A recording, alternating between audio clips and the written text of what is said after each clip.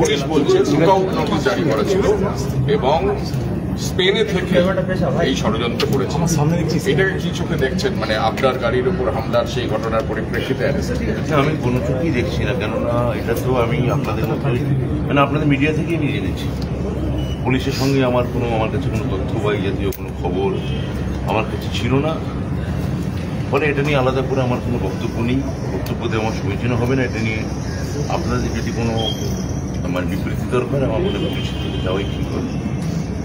ওনার বাবা বলছেন উনি বাঙালিকে ওরমভাবে হেনস্থা করা হলো, দিল্লি থেকে গ্রেপ্তার করা হলো, বাঙালি অস্মিতা নিয়ে প্রশ্ন তুলেছেন ওনার বাবা চন্দন মজুমদার।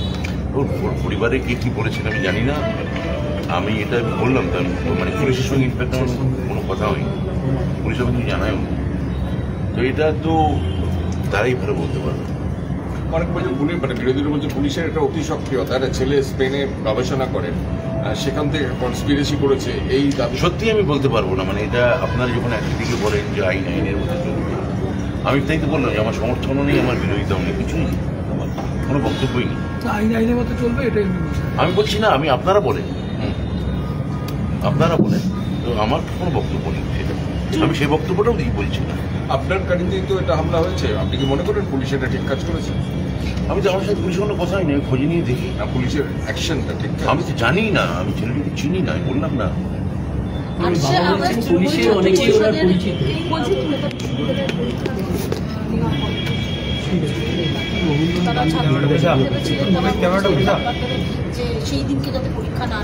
সুপ্রিম কোর্ট যেটা বলেছেন যে 28 তারিখের মধ্যেই কোনো কেয়ারটেকার ভিসি আর রাখা যাবে না, নতুন ভিসি ঠিক করতে হবে।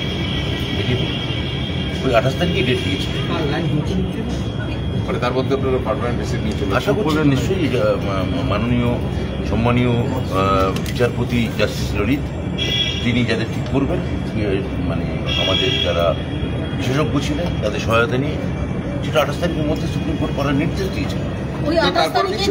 তারপর কিছু মানে ছুটি আবেদন করবে সরকারের তরফ থেকে, বা সেটা তখন দেখা যাবে পরিবর্তিত পরিস্থিতি আমরা, কিন্তু সেটা 28 তারিখের মধ্যে করার কথা।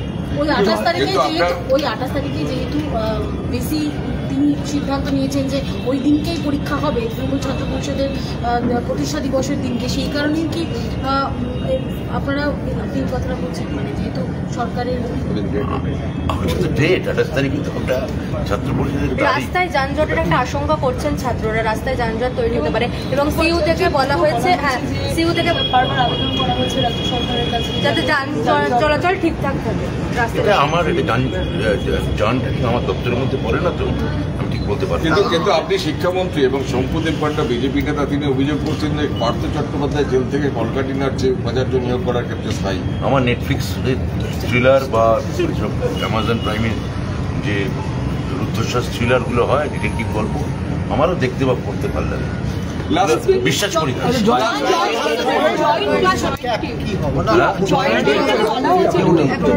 দেখুন আপনারা তো জানেন যে সেটা হচ্ছে যে এটা আমাদের বিষয় না, এটা একটা সরকারের অন্য একটা দপ্তরের সঙ্গে মামলা চলছে এবং সুপ্রিম কোর্ট একটা রায় দিয়ে দিয়েছিল, আমরা সবাই বার করতে যাচ্ছি। তখন কলকাতা হাইকোর্ট একটা সুমোটো মামলা করে ছাত্রদের একটা মেলের ভিত্তিতে, কারেক্টের ছাত্রদের অ্যাকাউন্টে মেলের ভিত্তিতে। তা হাইকোর্টের থেকে যে সুপ্রিম কোর্টের রায় থেকে যে হাইকোর্টের রায় স্বতন্ত্র হতে পারে সে বিষয়ে আমাদের কোনো ধারণা ছিল না। আমরা এটা সুপ্রিম কোর্টে আবেদন করেছি, সুপ্রিম কোর্টে আশা করছি খুব শিগগিরই আমাদের এই বিষয়ে সত্যি এটা নিয়ে আমরাও খুব চিন্তিত।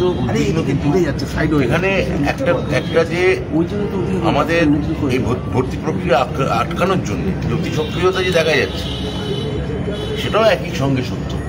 ভর্তি যাতে না করতে পারে সরকার, সেটার জন্য এত তৎপরতা, এত মামলা করা, সুপ্রিম কোর্ট রায় দেওয়ার পর এই সুমোটো এই মামলার কি দরকার ছিল, এটা আইনি বিশেষজ্ঞরা বলতে পারবেন। রাষ্ট্র হচ্ছে যে 1 বছর আগে আজকে 14ই আগস্ট রাস্তায় সাধারণ মানুষ নেমেছিল, আজকে আবার রাত জাগার বিভিন্ন কর্মসূচি নেওয়া হয়েছে। ওরা অনেকে বলছেন জনজাগরণ ছিল 1 বছর আগে অভয়ার মৃত্যুর পর, আজকেও গোটা রাজ্য জুড়ে সেই রাত জাগার কর্মসূচি নেওয়া হচ্ছে। না, ওই রাত জাগার তার কিছুদিন পরেই আমাদের 6টার উপনির্বাচন হয়, তারপর রাত জাগা যে আন্দোলন সেটা তার তার পরিমাণ তার বাস্তবতা থাকা সত্ত্বেও কমে যায়। হ্যাঁ, ধীরে ধীরে দেখা যায় যে 6টা যখন উপনির্বাচনের রেজাল্ট বেরোয়, আমরা তাকিয়ে থাকবো যে 2026 সালে মে মাসে মমতা বন্দ্যোপাধ্যায়ের নেতৃত্বে নতুন সরকার তৈরি হচ্ছে, তারপর ইনসমনিয়া কিরকম কাজ করে আমরাও দেখব। রাজ্যে বিভিন্ন জায়গায় ভোটগুলি দেখা যাচ্ছে যে ভোটারের দাদা আজকের এই বর্ষপূর্তি